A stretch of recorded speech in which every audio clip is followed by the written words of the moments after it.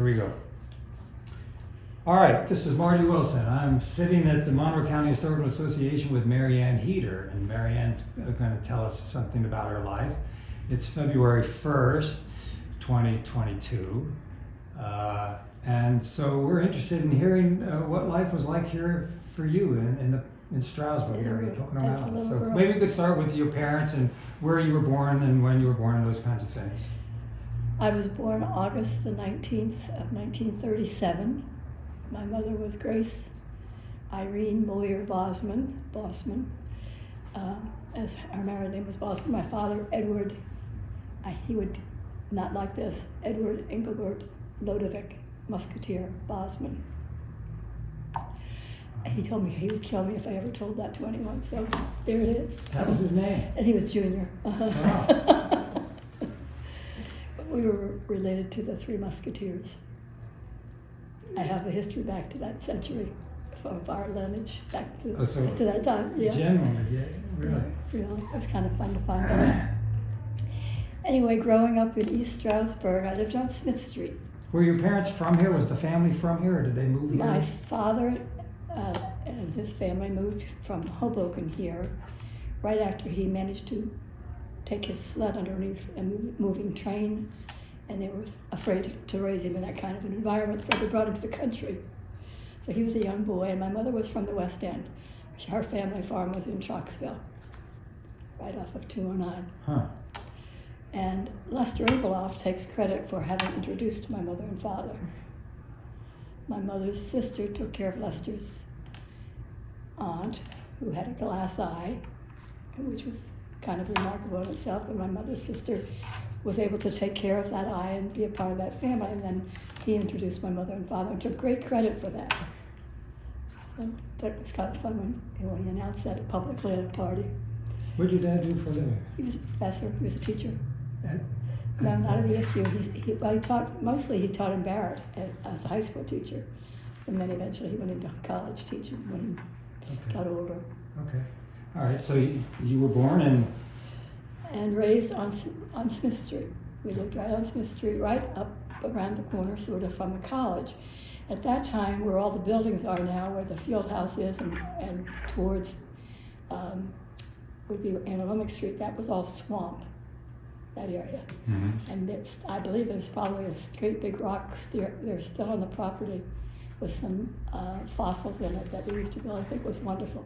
But it was really quicksand, and it was a little tricky to navigate through there, but that was our playground. We played there in that ground that's now almost all college buildings. Yeah. So,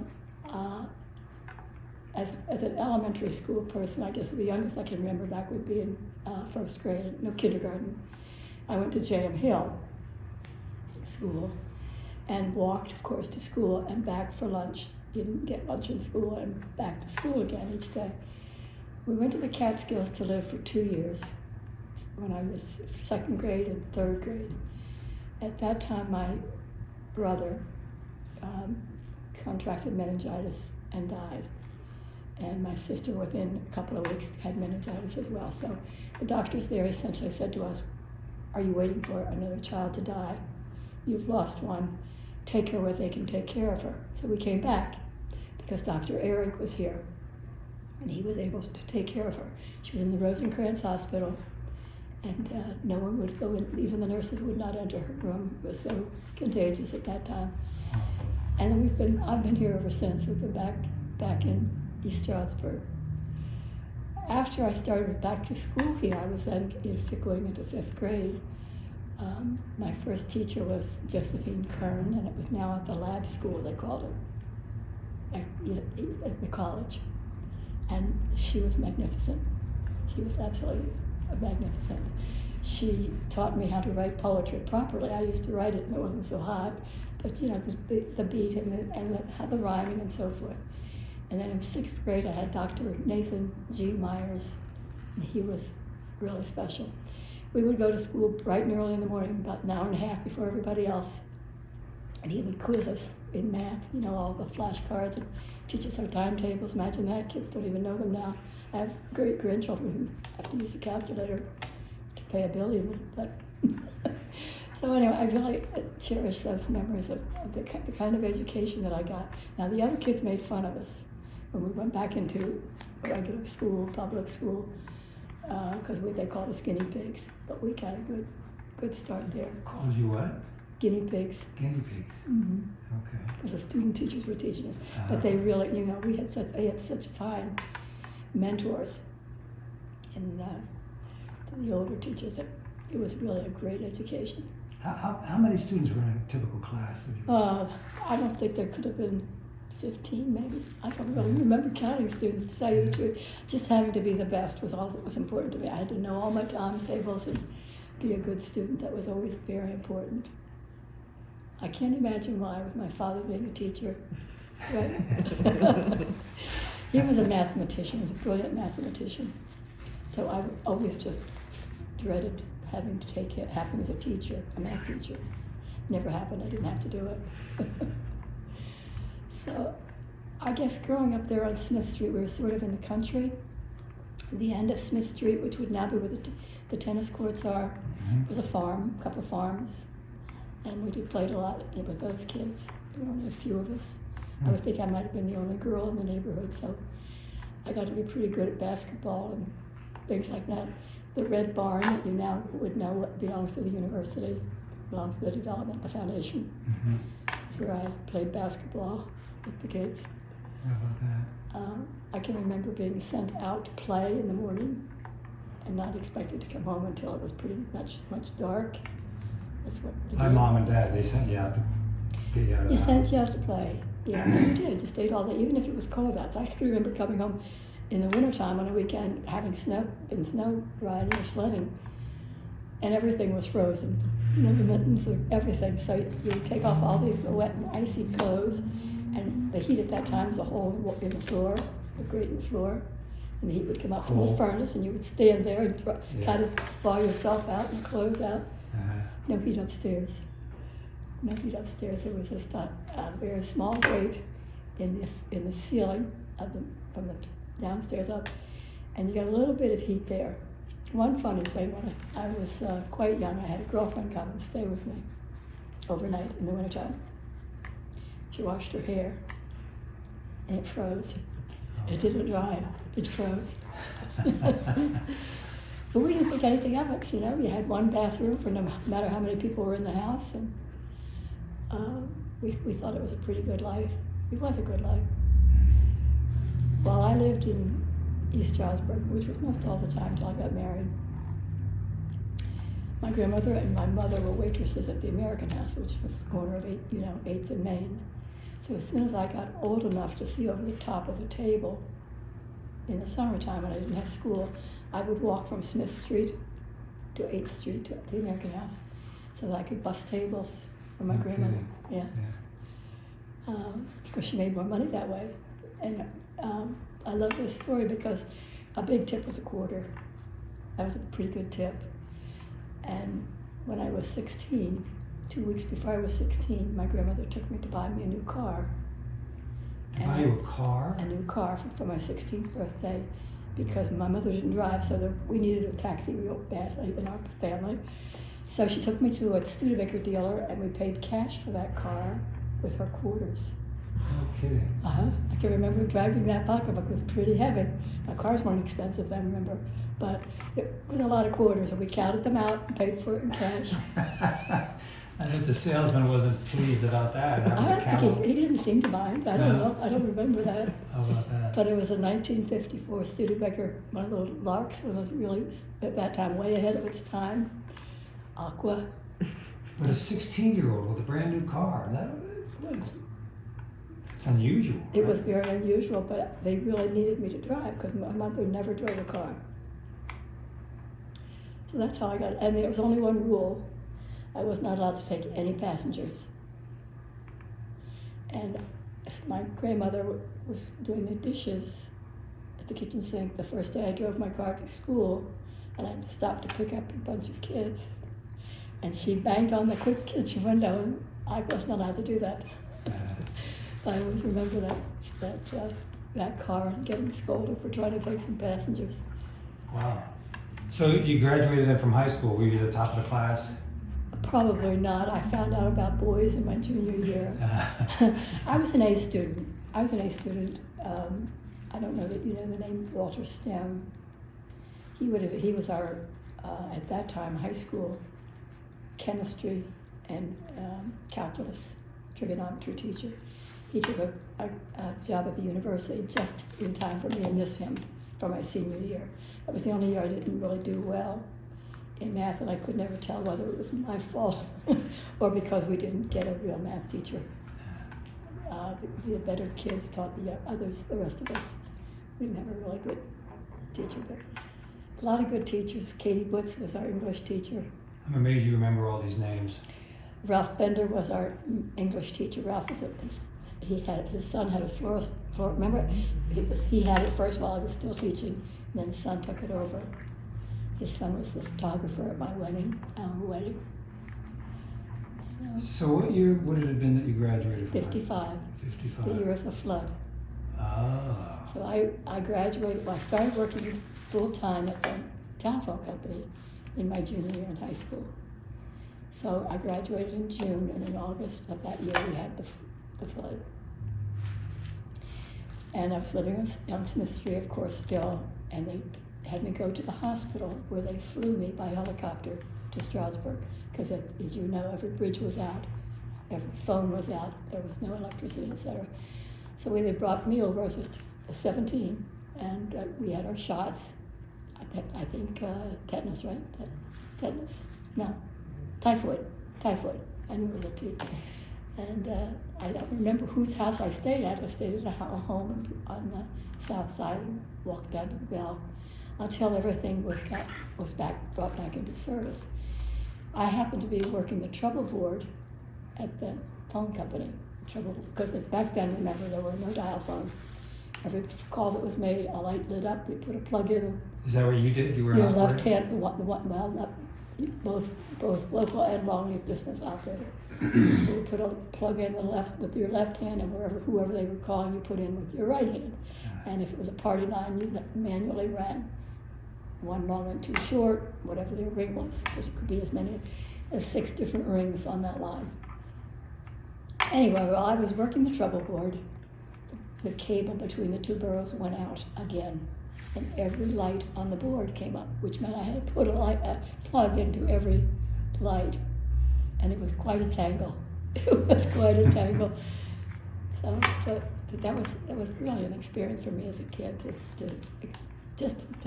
the sheer horror of all of the people that were lost. My mother was a bingo player, so she was one of the last holdouts at the bingo game down in the flats there in East Stroudsburg, because they wouldn't go home. Those women were dedicated to playing bingo. Finally, they made them go home because quite a few people lost their lives because they didn't leave. Mm-hmm. But where we were on the hill, in the morning when the sun came out, we had no idea the devastation that was caused at that time. And of course, the water was up, as most people would have told you, up to where the Sherman is. And up on the other side of the bridge, up where all Kmart and all of that was all underwater. But, and my husband was my boyfriend at that time. I'd started going with him when I was 16. I was still in high school, and he fortunately went to the service for 2 years to give me a chance to grow up a little bit. But he couldn't get home. He couldn't get back home to see how things were. He talks about having to hitchhike home and coming down through Scranton as opposed to coming up through Allentown and Easton. He was stationed as an honor guard at Arlington Cemetery. So he was coming up from D.C. Interesting. He was an East Stroudsburg boy. Oh, yeah? Yeah, he lived in, when I met him, he lived in Craig's Meadows.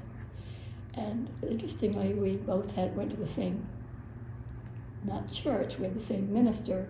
Their Lutheran church was in Craig's Meadows, and mine was in East Stroudsburg on Lockdown Avenue, Reverend Bill, we called him. So I would go to church twice on Sunday, once at my church and once at his church.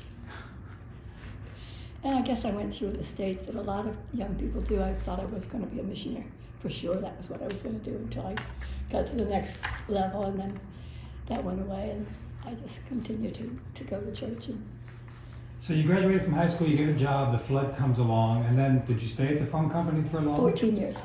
14 years? I stayed for 14 years. I mean, when I was 20, we had our first and only child, Debbie. So I decided that she needed me at those ages where they're too small to be by themselves, too big, they don't think they need a sitter. So I only then I took a part-time job with Walter Dreher Agency. It was real estate and insurance down on Main Street. Mm-hmm.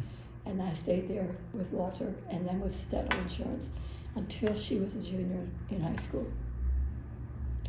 During that time, she got to be 10 years old, and I went to what they call a reorganization meeting for Girl Scouts. And they didn't have a Girl Scout leader. And she kept saying, Mother. But anyway, the long story short, I became their Girl Scout leader when she was 10, so I would have been 30. I stayed a Girl Scout leader all through until she graduated from high school. But when she was in her junior year in high school, by that time I was going around training people how to cold sell. I was pretty good at selling everything. They teased me that I sold the Brooklyn Bridge a couple times. But anyway, and I stopped in at the Girl Scout office, and they offered me a position as a professional scout. I've never applied for a job except the first one, which was at the phone company. Every other time someone has asked me if I would come to work for them. So I came home and I said to Debbie, what do you think? Now you're talking about a professional job. They're going to pay you. They were going to pay. They did pay me. They were going to pay me to be a Girl Scout professional, to be on the staff. So I came home and I said, Debbie, what do you think? The Girl Scouts want me to take a job. It means I'm going to be working in Scranton. She said, Mom, I think you should do it because you're going to be a basket case when I leave. So I did. I took the job and stayed with that for 14 years. And meanwhile, Debbie graduated from high school in '76 and then went on to college and studied her junior year abroad, where she met her husband, who was, I threatened her not to fall in love with a German because I did not want to travel. So she met her husband, who was from Los Angeles. I have had to travel ever since because that's where she came back and got married and moved to. So I've really retired 3 times. I retired from the Girl Scouts.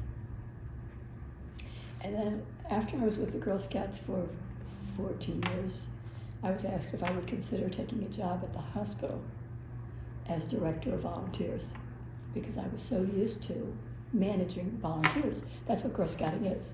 There were only 4 professionals who actually did all of the recruitment and training, etc.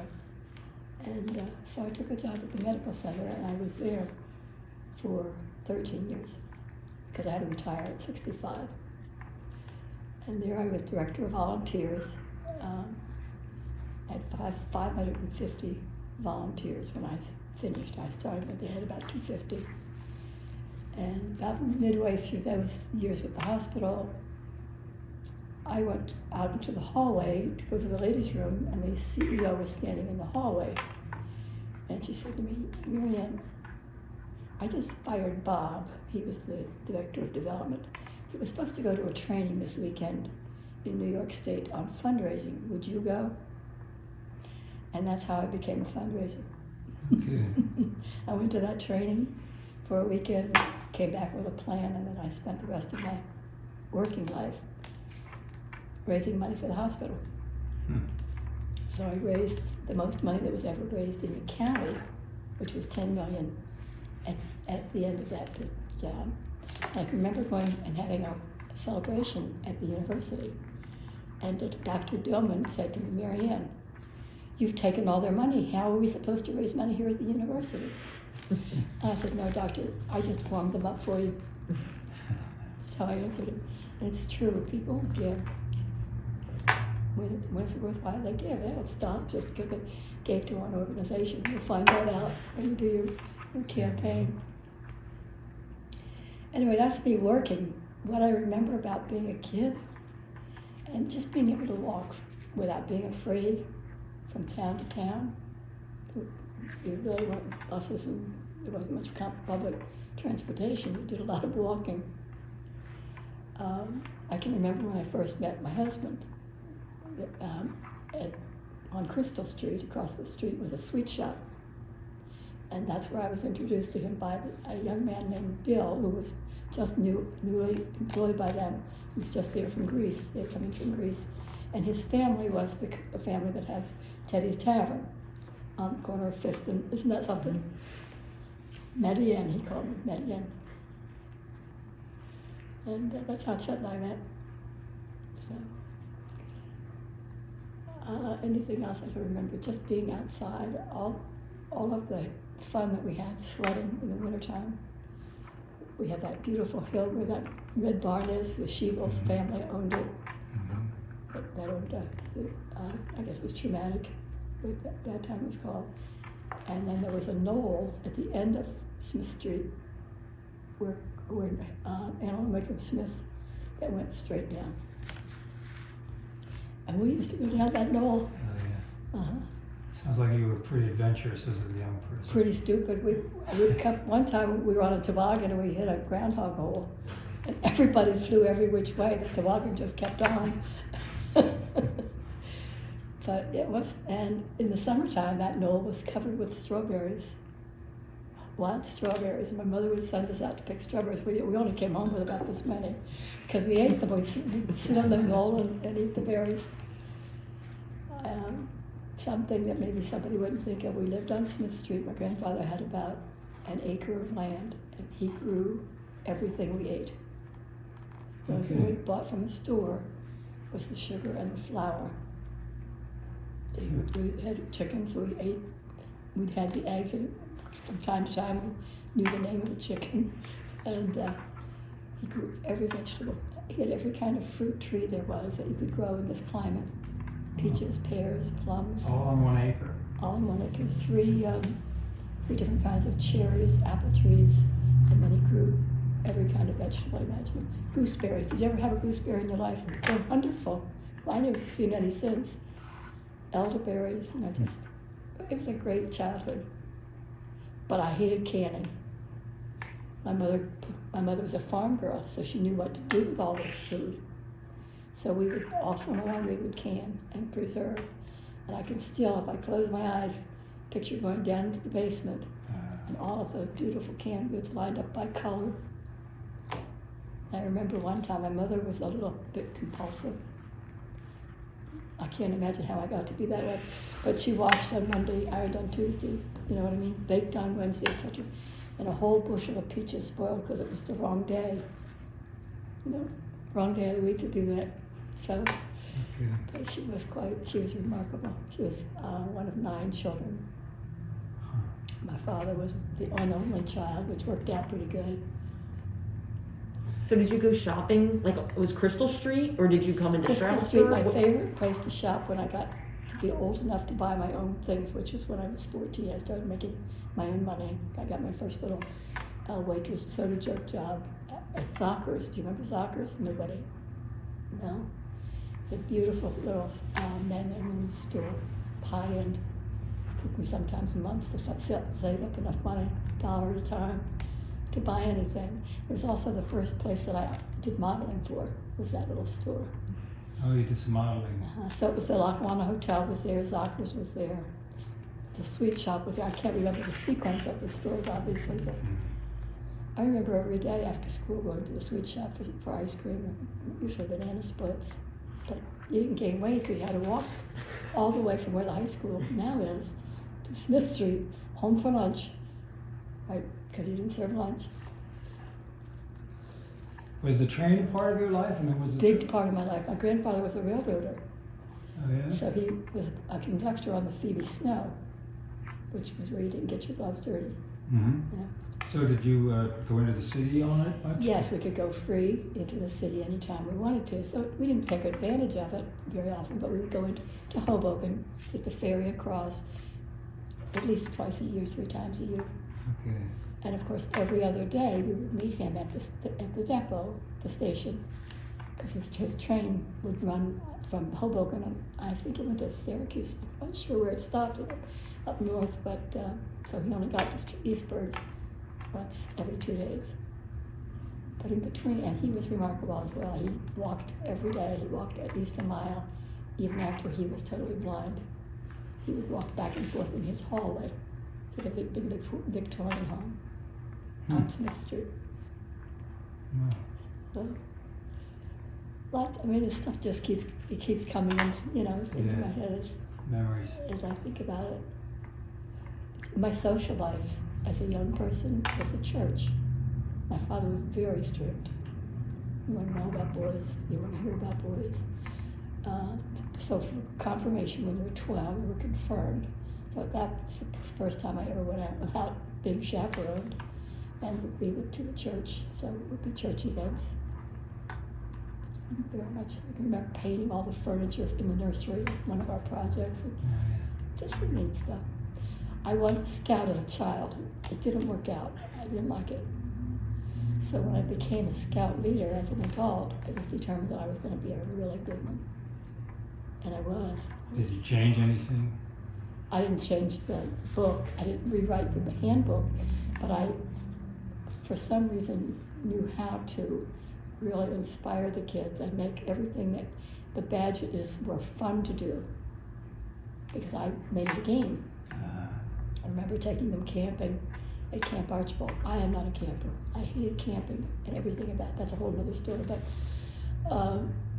we were doing a first aid badge, and I had everything that they were learning was part of. They thought they were playing a game. It was time to eat. They didn't want to stop. They didn't want to stop learning. So that to me was a gift that I didn't know I had until I was pretty old. But it was really nice to watch. That's also the best way to train adults, is having them actively involved. Yeah. And the Girl Scouts at that time were the largest adult educators in the world, because every volunteer we recruited, we trained. Have the Girl Scouts changed over the years? Terribly. They changed while I was there even. Really? Mm-hmm. They rewrote their handbooks. They tried to become the most current and everything to everybody. Now I think their biggest thrust is making their career programs and teaching girls and women especially that they can be whatever they want to be. I remember before I left, they had a game that you played with the older kids. It was just a large deck of cards, and you would play a game with them. Each card was a different occupation, all of them, of course, being held by women. And you would play a game with them. You would want to take a one-way trip to the moon, and which of these people, based on their education and their job, would you take with you? So I played that all over. I covered 5 counties.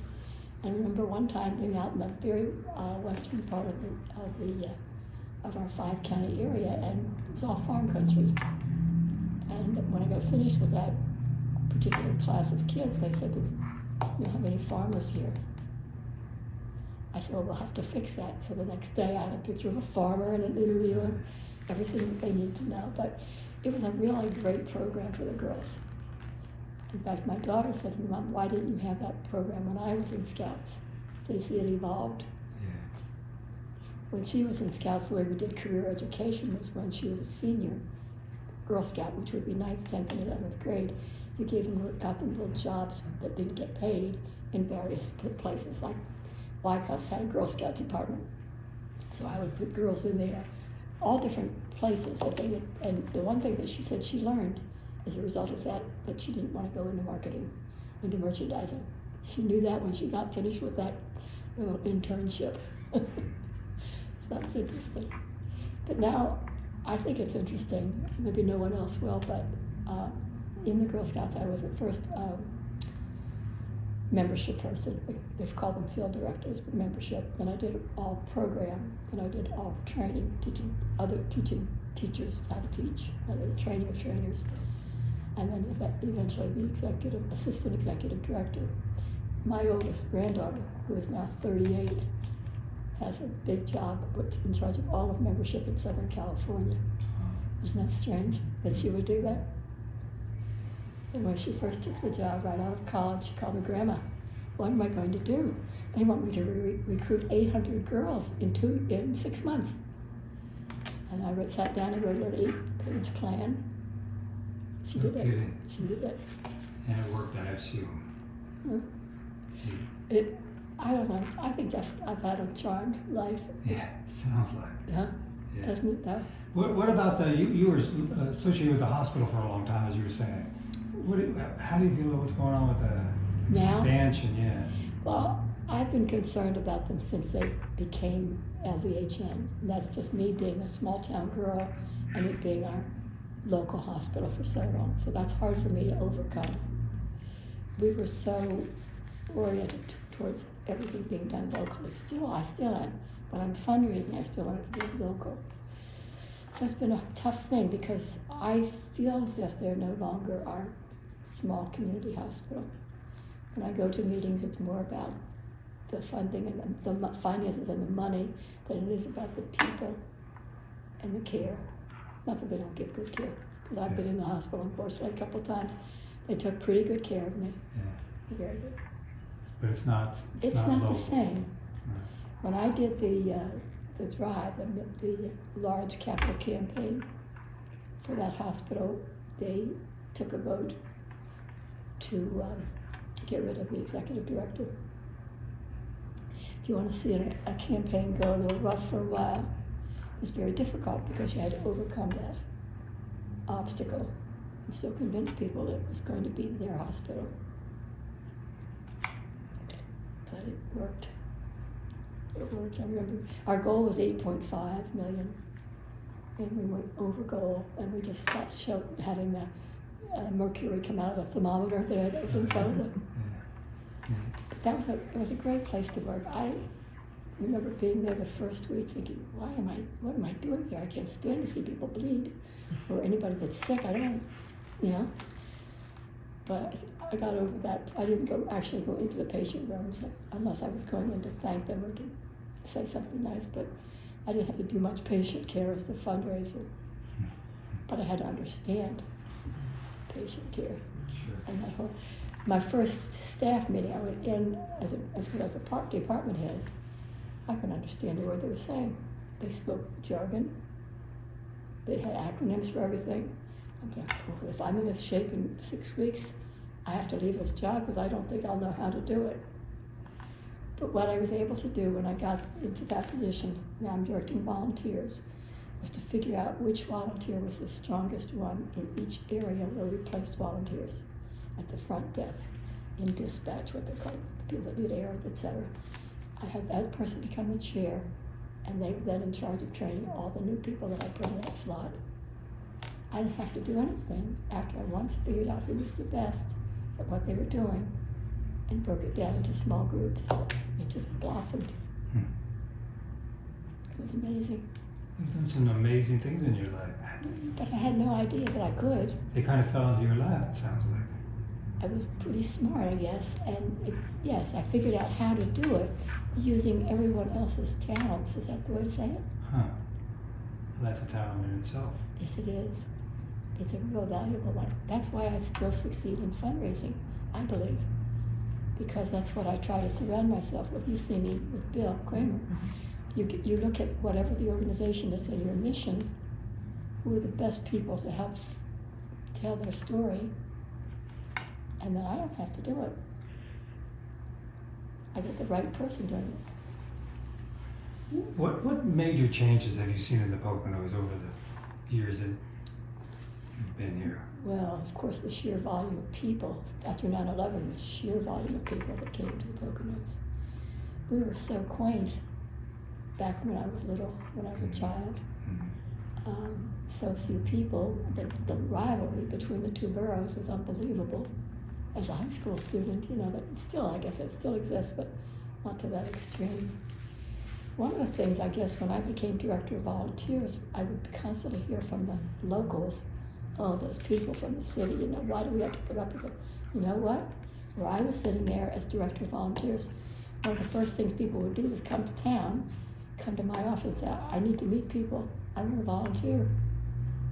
And every one of those people that came to me had a past, had a talent.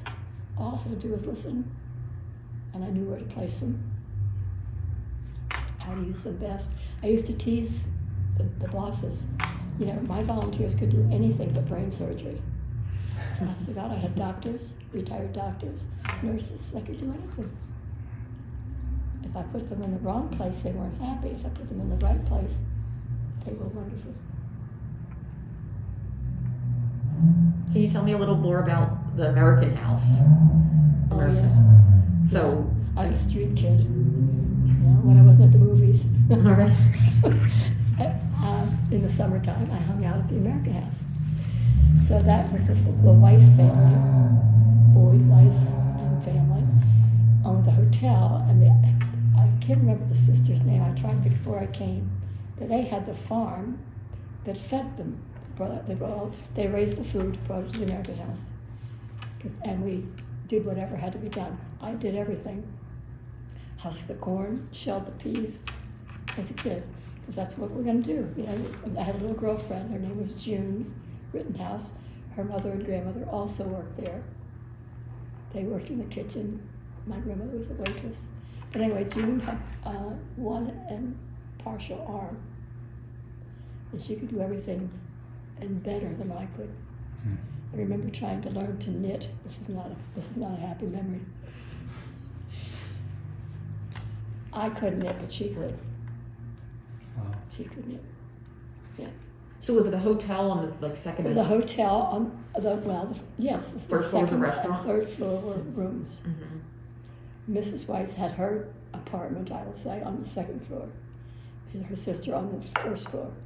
They had two parrots. I don't remember their names. The one on the first floor was mean, and the one on the second floor stayed on its perch. The one on the first floor learned how to open doors, and if it didn't like you very much, it would peck your shoe in the back, and it could go through your shoe. Really? So I remember that. I remember Mrs. Weiss pretty much holding court, if you will, up in that, because her apartment faced Main Street, so she could see everything.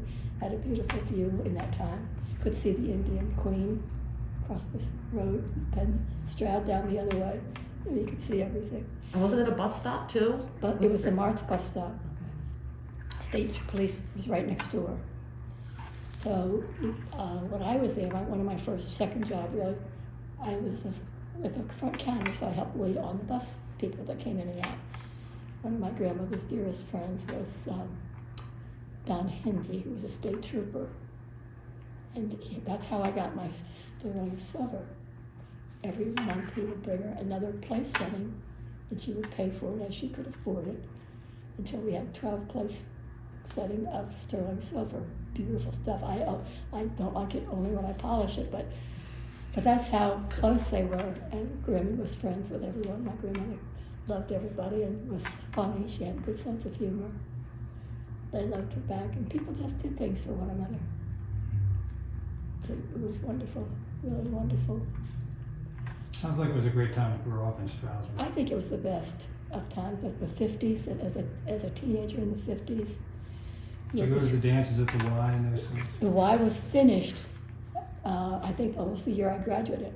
I forgot what's all that cornerstone stuff. I want to say 50-something. But yeah, I remember having, we before that we had our dances at the Elks, before the Y was finished, from East Stroudsburg. And we also had them in the gym. So only allowed to go to them intermittently. My father really wouldn't let me date, at least not that he knew of. But So if they had dances at the Y, was it both Stroudsburg and East Stroudsburg kids? after they once opened it, yes, it was both. Okay. But that was really late in my high school years. Mm-hmm. By that time, I was pretty much finished. My best friend that went to Stroudsburg, that was Mildred Culp.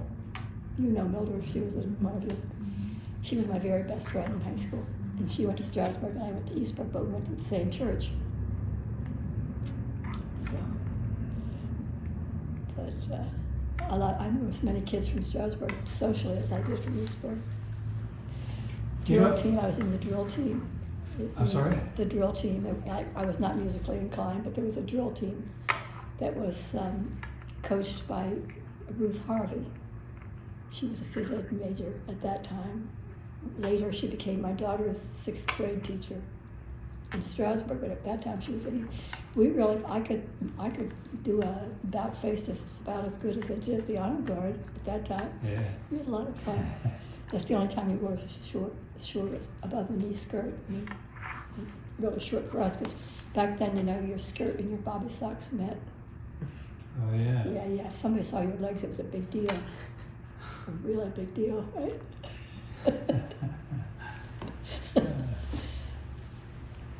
So, sports, I was in all the girls' sports.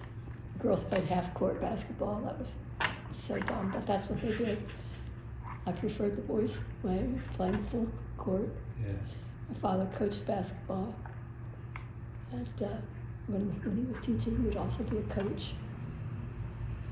You've had a full life. You know, we had somebody in here earlier that was talking. He was from up in the woods, and he said coming to Strasburg was like going to the big city. It was then for them. Was there a special night that the stores were open, that kind of thing? I know there was a special day when they weren't open. Sunday. Papa Wyckoff wouldn't hear of it. Nothing open on Sunday. Nothing open on Sunday. We did not have movies on Sunday, and there were no stores open. One of the things I thought was really wonderful on Good Friday, everybody that I knew went to church at noon. And as I got older, it became very ecumenical. So that was all the different religions coming together. They don't do that anymore, do they? I don't know. If they do, it's not big. But I'm telling you, we closed up the town. At that time, I was working for the Dreher Agency. I was right there on Main Street, and you didn't dare stay open. Papa Wyckoff was a force in this community. You probably know that from all kinds of people. But my mother also worked there as a waitress at the end before she passed. Do you have any specific memories of that store? I spent a lot of money there. I remember the little gizmo that went through with your money that went from station to station. They didn't keep the money in a drawer. They sent it and it came back down in these. Oh, was it like in a tube or something? Yeah, like in a tube. I can remember sitting up in the mezzanine and watching people. Just being able to sit there as a kid and watch people. And the tea room was a great gathering place for the attorneys, especially because it was right there by the courthouse. Oh, yeah. When I began working across the street for Dreher, I would go almost every day to the tea room for lunch because my mother was then a waitress there. And if I didn't have anyone to eat with, she would sit me with any available gentleman. So I got to know a lot of the old guys that would eat alone. And I guess I learned to talk to just about everybody at that time. Not that I ever had trouble talking, but... Well, it's good training though, right? Learn to speak to... Everything I did was a training, but I didn't recognize that at the time. How about that? When I was much older, I saw Miss Kern at the tea room having lunch, and I had just written a poem, because she taught me to write poetry, about my father who had passed away. And I remember reading that to her, having her tear up and so forth. But I've written poetry, not a lot, but for people. For example, for Lester Eloff's 90th birthday, I got a bunch of his friends together and got all the scoop on him, and then I wrote him a poem about all the highlights of his life. And I had the poem quilled, what quilling is, and framed and presented to him at his birthday party. I did that with quite a few people. It was really an honor to do it, to learn that much about them and then try to make it rhyme and make sense. Well, you've done so much in this community. Is there one thing that you're, besides your family, of course, that you're especially proud of? Especially, it's compartmentalized. I was very proud of bringing Girl Scouting to this community. When I came as a Girl Scout leader, there were very few troops. And as I developed as a volunteer within the Girl Scouts, I started to develop more and more troops. And when I became a professional, it exploded. I mean, we had 25, 30 troops just in the West End, plus what I did in Stroudsburg, plus what I did in East Stroudsburg, plus what I was able to do on the mountain. I mean, this whole county just exploded. And there again, I didn't do it. I found the strongest person in each of the communities, made them a part of a team, and then we just grew and grew. So I think that was, as my younger years, that was really important to me because Scouting became a way of life. The whole inspiring girls to the highest ideals of character, conduct, patriotism and service, Yeah. so they could become happy and resourceful citizens. That's what we were about. Yeah, it's very neat. Very neat. I took kids as they grew, as I grew with them, I should say. The first trip I would take them to would be a little trip, you know, and I ended up taking my first troop, which was the one my daughter was in, to Europe in their senior year when they graduated from high school. We went to Europe for 10 days. Kids earned the money, every bit of the money, by gathering newspapers. Every Saturday, faithfully, for 3 years, we went out and picked up newspapers all over the community. Took them to my grandfather's garage until it was full, and then we took them to the paper mill where they paid us by the ton. And those kids didn't have to pay anything, hardly any of them, Wow. because they worked so hard, the little hearts had. I think that's why my back hurts to this day, but but that was a great thing. And then as I got older, I guess being able to raise money, learn how to raise money, and teach it to other people, and then raise so much money for so many different organizations. After I retired in 2002, all of a sudden I was on board of directors, 14 boards, and every single one of them wanted me to raise money for them. So I guess I would be thankful that I was good at that and that I could help people What's the secret? do that. What's the secret to raising To money? raising money. A good mission. You have to, the organization has, if I don't like their mission, I won't help them. They have to have a strong board, and that's hard for them to get their arms around sometimes. But your board needs to know people. They have to be people of either affluence or influence. They have to either know people or have money. If they have both, it's wonderful. So you get those two together, and then there's no limit, because they help you to reach all the people that you need to reach. Again, the actual art of the ask, how do you do it? First time's really rough. The first time you ask somebody for $1 million is real tough to get the words out. But after that, it's pretty easy, because you're not asking for yourself. Yeah. You're asking for that mission. You're giving them an opportunity to give back, give Yeah. something meaningful. Interesting. I've had people like Dr. Matiola cry, thank me, and cry for the opportunity. Hmm. R. Dale Hughes suffered with cancer for 18 years. When he gave us the money to build that cancer center, the first time he gave money to renovate, he cried. So it meant so much to him when he didn't have to go out of town for treatment. Huh. And then, of course, his family kept on that legacy when they built the new cancer center. But it's just a remarkable thing to be, and Women's Resources is another one that really was very rewarding. I can remember that was a hard job for me, because I can remember going there and driving in one day when there was a young woman with a huge garbage bag filled with what I guessed was all of her belongings, and her little 2-year-old sitting next to her in the yard. It was pretty sobering thought to realize that that's what was happening to people right here. And there is no socioeconomic, it can happen to anyone. Doesn't matter, you don't have to be poor. Hmm. So when you think about those kinds of missions that you're working for, it's pretty rewarding. It's pretty hard to say which one was the most rewarding. Okay. I can remember for Women's Resources, we went to, this was kind of fun. My campaign chairs were Camille Breslauer.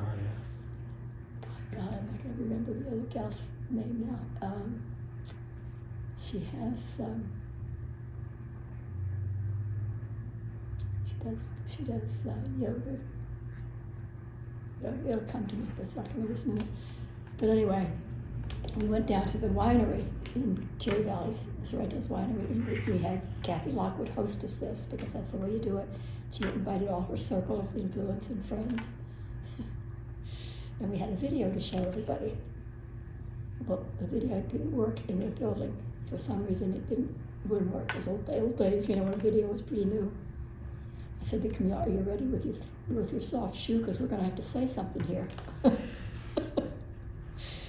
And pretty soon I got up and I said, does anyone here have anything that they would like to share about their personal experience with women's resources? And one of the women in the audience got up and told how her sister was killed by her significant other. When she got done with her story, there was not a dry eye in that place. And it was, I mean, there's just nothing you can say about an experience like that. And when we finished the project, that same woman came back and helped to dedicate the building and tell the story again. There are just so many beautiful stories that I can tell. Some of them are so fun to tell. Well, I'd love to hear another one if you got one handy. When I did the hospital campaign, Dr. Joe Conahan was my campaign chair. As a doctor, that's what I needed to do that hospital, because he knew all the docs. But he and I took Lester Abel off for lunch to ask him for money. We did all the things you're not supposed to do. We went to a restaurant. You're not supposed to do it in public. It's dumb. But anyway, he had a cocktail. You really shouldn't do that either. It cost me time for Joe, because it was up to him as the campaign chair to make the ask. So when you make an ask for money, as you know already, you tell them what you want, and then you keep quiet. Don't say anything, because their eyes will really tell you what's going to happen next. But anyway, Joe got a little excited, and he said to Lester, "I'm sorry to ask you this, Lester." And Lester pounded his fist on the table. He said, "That's the problem with you Gentiles. You're not supposed to apologize. You're not asking for yourself. You're asking for the hospital. You don't apologize." Joe Conahan and I still tell that story to one another every time we see each other. And then Lester, as he got up to leave that restaurant that day, stopped at every table where he knew somebody who told him he had to give money to the hospital, or else. No kidding. It's just been such a fun thing. And of course, God of my husband put up with all this. He was so supportive. He never complained that I was out and about whining and dining, and never complained. Do you have any other questions you want to ask? No, this has been wonderful. Is it enough? Yeah, Oh, well, wow. you gave us some great stuff. Is there anything we should have asked you? Anything that you... I don't know. I try to think of what would be most meaningful for other people to hear. Some of the stuff is probably censorable. I shouldn't share it while the thing is going, but Was there a lot of competition on Main Street with the businesses, with the hotel, you said with the restaurants? I don't recall there being a big competition, but I'm sure there was between the Penn Stroud and the Indian Queen. I don't remember it. Did you have special incentives to bring people in, special? No, we had my daughter's wedding reception there at the Penn Stroud. It was still the Penn Stroud, but Brownie had it at that time.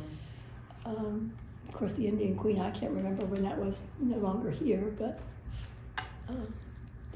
I still get a kick out of going out to the Glenbrook and reading the history there of that building and this building, and how just the history that we have is a lot of fun. Well, I think so. When I worked for Walter Dreher, they lived right on 8th Street. Walter and Martha Dreher, I don't know if you knew that name or that family, but they were absolutely special people. And of course they had a summer home in the country, which was all the way up in Marshall's, not quite even in Craig's Meadows, and then here in town on 8th Street. And that's how my husband met the Drehers. He mowed their lawn when he was a little kid. And he was a small 10-year-old, and he applied for the job, and Mrs. Dreher looked at him and said, "I don't think you're big enough to do this." And his brother, Eddie, who was older but disabled physically, "Oh, he's really tough." So he went for years then and mowed lawn for the Drehers, to the point where they actually wanted to adopt my husband. Now, he wasn't up for adoption. He was the youngest of 6 children in a very poor family. But I had to have her approval when we got married. We were dating and we were going to get married. It was sweet. My father was another story. First time that Chester came to the house, I was at my grandmother's house we lived 5 houses away, but same street. And my father came unexpectedly, and he threw potatoes at Chet. And we lived on top of a hill. There's only one house that's up on a hill on Center Street. We lived in it, and Chester fell all the way down that front. But he did come back the next day. He was not frightened off, you know. My mother loved Chet, and when it was clear, now remember I was 16, he was 20 at the time, so I could understand my father. Now I could understand that. Okay. If it was the coast was clear, she would put the little porch light on so he could stop, but if it wasn't clear, there was no light on. So, I mean, there are some stories that I probably should keep to myself, but Understandably. yeah, Well, that was great. it was fun. It's fun to tell it. It's fun to remember it. Anything else pop into your head that we should really have down on tape?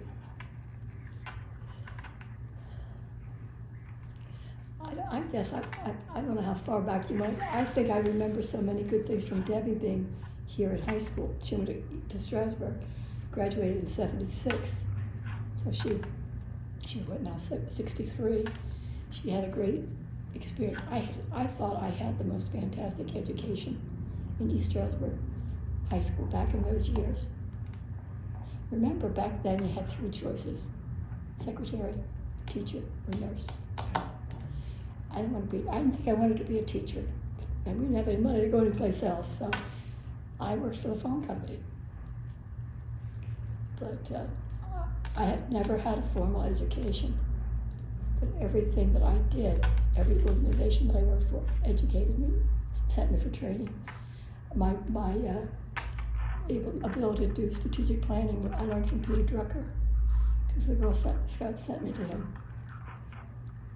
So I just feel very privileged and proud to be able to have learned what I did without a formal education. That's one thing I would do differently.